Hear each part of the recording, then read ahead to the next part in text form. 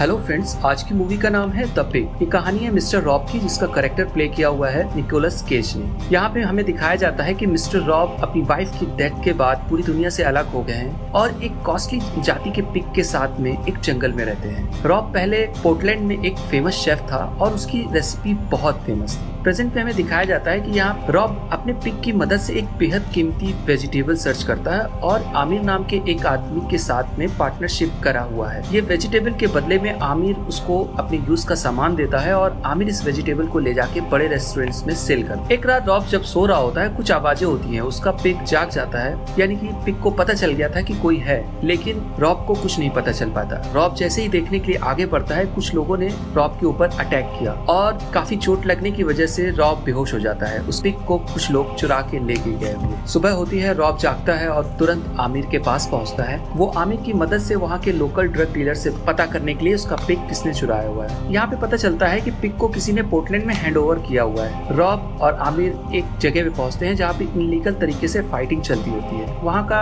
Main आदमी जो है ईगर है और वो दोनों जाके उससे मिलते हैं। ईगर पहले से रॉब को जानता है, लेकिन दोनों के बीच में कोई दोस्ती नहीं है। ईगर रॉब को कुछ भी बताना नहीं चाह रहा है और वो बिना कीमत लिए कुछ भी नहीं काम करेगा। तो रॉब यहाँ पे फाइट करने का डिसीजन लेता है। दोस्तों, ये फाइट कुछ इस तरीके की है कि इसमें कुछ टाइम के लिए आपको हाथ बांध के खड़े रहना है और सामने वाला आपको हिट करेगा और उस टाइम तक आप जिंदा रहे तो आप जीत गए और हार गए तो हार गए। खैर, फाइट होती है और रॉब यहाँ पे बहुत मार खाता है। मार खाने के बाद वो किसी तरह अपने आप को जिंदा रखता है और जाके ईगर से मिलता है।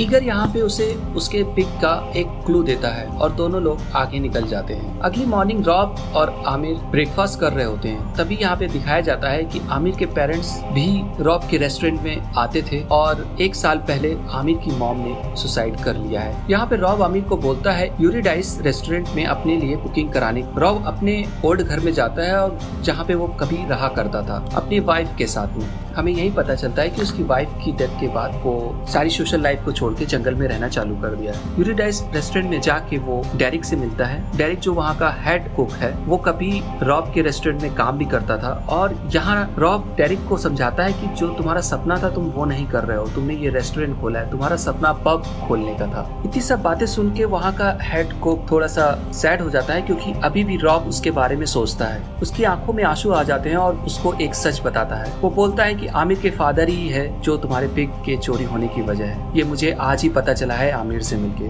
रॉब आमिर के ऊपर बहुत गुस्सा करता है और अपनी पार्टनरशिप खत्म कर देता है और उसकी कोई हेल्प नहीं लेना चाहता है। वो वहाँ से निकल जाता है। वो एक साइकिल चुराता है और साइकिल से आमिर के घर पर पहुँचता है। हमें दिखता है कि आमिर के फादर को पहले ही पता चल चुका था कि रॉब आने वाला है। यहाँ आमिर के फादर और रॉब के बीच में बात होती है। आमिर के फादर का नाम डेरिस है। वो वहाँ पे पहुँचता है और दोनों के बीच में जैसे ही बात स्टार्ट होती है, वो बोलता है कि तुम्हें मैं 25,000 मिलियन दूंगा, तुम उस पिग को भूल जाओ, अदरवाइज मैं उसके टुकड़े करा दूंगा। दूसरी तरफ हमें दिखाया जा रहा था कि आमिर हॉस्पिटल गया हुआ है, वो अपनी मॉम को मिलने गया हुआ है। दोस्तों, यहाँ ये पता चला है आमिर की मॉम मरी नहीं है, सुसाइड करने की वजह से वो कोमा में चली गई है। आमिर वापस रॉब के पास पहुंचता है और रॉब भी उसके फादर से मिलकर बाहर निकल चुका है, क्योंकि डेरिस की कोई भी बात पसंद नहीं आई है। दोनों लोग आपस में को बात कर ही रहे होते हैं। यहाँ पे रॉब बोलता है, मैं तुम्हें एक सच बताना चाहता हूँ कि वो कीमती वेजिटेबल को सर्च करने के लिए मुझे अपने पिग की जरूरत नहीं थी, बल्कि मैं उसके साथ की वजह से उसे ढूंढ रहा हूँ। सब्जियां तो मुझे अपनी वजह से ही मिल जाती थी। खैर, दोनों लोग निकल जाते हैं। रॉब यहाँ पे किसी दूसरी तरीके से डेरिस से पिग का पता पूछने के लिए प्लान करता है और एक अच्छे शेफ के तरीके से वो अब ये काम करेगा। रॉब अपने ओल्ड ब्रेकर फ्रेंड के पास पहुंचता है, वहाँ से कुछ ब्रेड लेता है और आमिर के लिए भी